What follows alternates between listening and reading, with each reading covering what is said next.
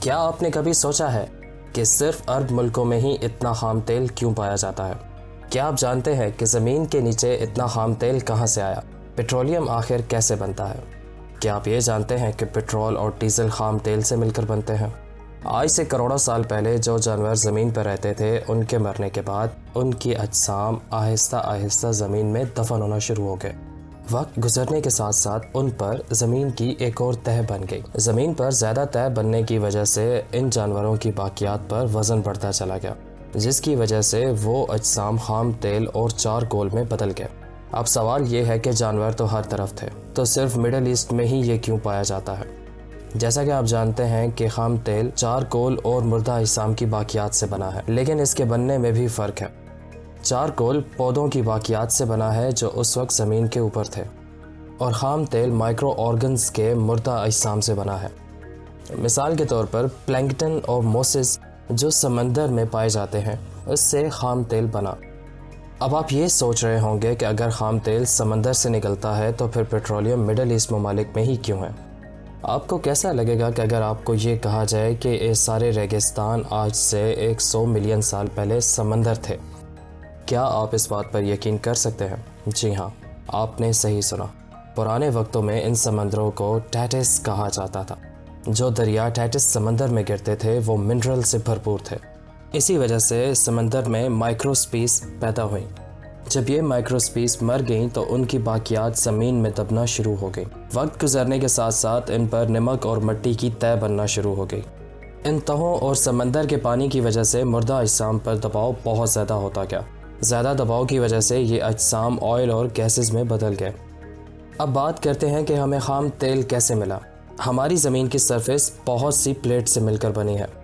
زمین کی درمیانی سطح بہت زیادہ درجہ حرارت ہونے کی وجہ سے مائع میں بدل چکی ہے، اور زمین کے اوپر موجود کانٹیننٹس صرف اسی مائع کے اوپر تیر رہے ہیں۔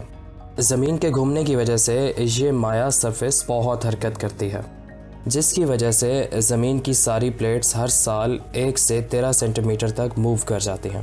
حالانکہ یہ رفتار زمین کے سائز کے اعتبار سے بہت کم ہے، لیکن پھر بھی اتنی رفتار کے ساتھ 2 کانٹیننٹس میں اتنا بڑا زلزلہ آ سکتا ہے کہ وہ آپس میں ٹکرا سکتے ہیں۔ 50 ملین سال پہلے اسی طرح انڈین پلیٹس اور رشین پلیٹس آپس میں ٹکرائی تھی، جس کے نتیجے میں ہمالیہ کے پہاڑ بنے۔ جیسے کہ آپ ٹیٹس سمندر کے بارے میں جانتے ہیں، یہی سمندر اس وقت انڈین پلیٹس اور رشین پلیٹس کو آپس میں ٹکرانے سے پہلے ان کو ایک دوسرے سے الگ کر رہے تھے۔ ٹیٹس میں اس مسلسل حرکت کی وجہ سے زمین کا بہت زیادہ حصہ سی لیول تک سمندر کے ساتھ مل گیا۔ اسی جگہ کو آج مڈل ایسٹ کے نام سے جانا جاتا ہے۔ لینڈ سرفیس بننے کے ساتھ ساتھ زمین کے اندر جو خام تیل اور گیس کے ذرائع موجود تھے وہ بھی اسی جگہ پر رہ گئے۔ یہی وجہ ہے کہ کسی بھی دوسرے ملک کی نسبت مڈل ایسٹ میں خام تیل زیادہ پایا جاتا ہے۔ مڈل ایسٹ کے وہ 10 ممالک جن میں خام تیل بہت زیادہ پایا جاتا ہے، وہ سب مل کر 1.5 ملین کلومیٹر کے رقبے پر واقع ہے، جو پوری زمین کا 3.4% ہے۔ اس ریجن میں پوری دنیا کا 48% خام تیل اور 38% گیس کے ذخائر موجود ہیں۔ پرانے وقتوں میں بہت سے کانٹیننٹل ڈرفٹ ہوئے تھے، جس کی وجہ سے ٹیٹس سمندر کی طرح ہی بہت ساری نئی زمینیں بنی تھیں، لیکن باقی دنیا میں بننے والی زمینیں مڈل ایسٹ کے مقابلے میں کافی کم تھیں۔ اسی وجہ سے خام تیل دوسرے ملکوں کی نسبت مڈل ایسٹ میں زیادہ پایا جاتا ہے۔ لیکن دوستو، آج جس طرح ٹریفک میں اضافہ ہو رہا ہے، کوئی بھی اس بات کا اندازہ نہیں لگا سکتا کہ دنیا میں آئل اور گیسز کے ذخائر کتنے عرصے تک باقی رہیں گے۔ اس چیز کو قابو کرنے کے لیے دنیا نے کنونشنل انرجی سے رینیویبل انرجی بنانا شروع کر دی ہے، یعنی اب سورج سے سولر انرجی، ہیٹ سے جیو تھرمل انرجی، ہوا سے ونڈ انرجی، پودوں سے بایو ماس اور پانی سے ہائیڈرو پاور بنا رہے ہیں۔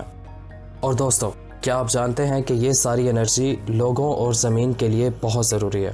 اس کی وجہ سے زہریلی گیسز کا اخراج کم ہو جائے گا، جس سے فضائی آلودگی پر بہت زیادہ حد تک قابو پایا جا سکے گا، جس کے انسانی صحت پر بہت اچھے اثرات ہوں گے۔